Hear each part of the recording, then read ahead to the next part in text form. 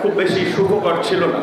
বলা চলে আমরা এবং এবি পার্টি খুব কাছাকাছি সময়ে রাজনৈতিক প্রক্রিয়ার মধ্যে দিয়ে এসেছি এবং আন্দোলন সংগ্রাম বিভিন্ন পরিকল্পনায় এবি পার্টি রানা ভাইয়ের চেম্বারে মঞ্জু ভাই, আমি, ববি আজ্জাজ ভাই, মামুনুল হক সাহেবের মহাসচিব জালাল ভাই অনেকেই গোপন ষড়যন্ত্র করেছে যে কিভাবে এই ফ্যাসিবাদের পতনে একটা ইউনিটি গড়ে তোলা যায়, দলমত নির্বিশেষে।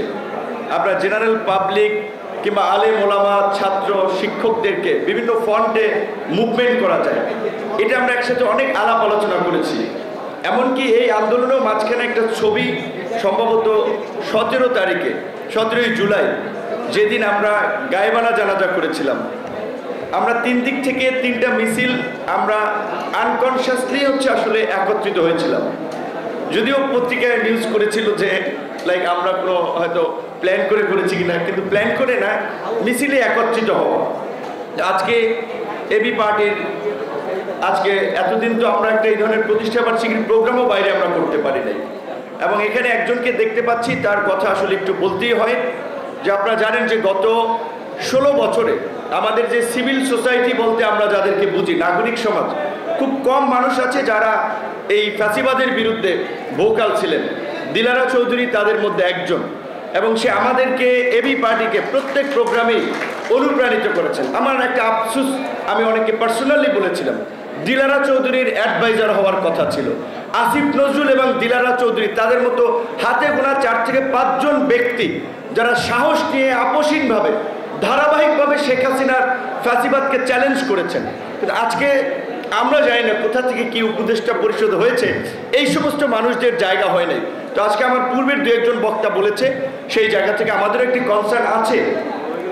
একটা মানবিক আশ্রয় দিয়ে আমরা যে বিপদে পড়েছি, আবার আরেকটা মানবিক করিডোরের নামে দেশকে আবার কোন ফাঁদে ফেলা হচ্ছে, এটি নিয়ে আমরা শঙ্কিত, এটি নিয়ে আমরা উদ্বিগ্ন।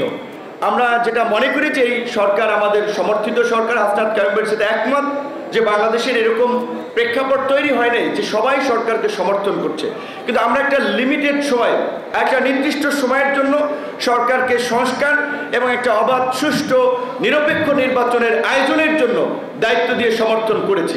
সেই বিষয়ে রাজনৈতিক দলগুলো সুস্পষ্ট রোডম্যাপ জানতে চাচ্ছে, সেইখানে কিন্তু তাদের কাছ থেকে কোনো আমরা রোডম্যাপ পাচ্ছি না। কাজে আমরা বলতে চাই, আমরা সংস্কার চাই, আমরা গণহত্যার বিচার চাই, বিচারের অগ্রগতি দেখতে চাই।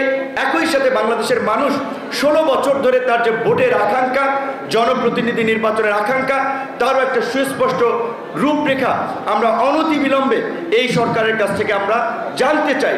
সংস্কার এবং নির্বাচনকে মুখোমুখি করে যেটা বলেছে রাজনৈতিক বিভাজন আমরা কেউ কেউ করার চেষ্টা করছি, এটি আমাদের দিক থেকে করা ঠিক হবে না। আমরা সবাই সংস্কার চাই।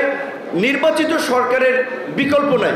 নির্বাচিত সরকার না হলে অনির্বাচিত কিংবা এই ধরনের ইন্টারিম গভর্নমেন্ট যতই ভালো হোক, সেটা দেশের জন্য আরও নানান সংকট তৈরি করবে। তাই আমি রাজনৈতিক নেতৃবৃন্দকেও বলবো, সংস্কার বাস্তবায়নের উপরে জোর দিন, যেটা ইতিমধ্যেই সবাই বলেছে।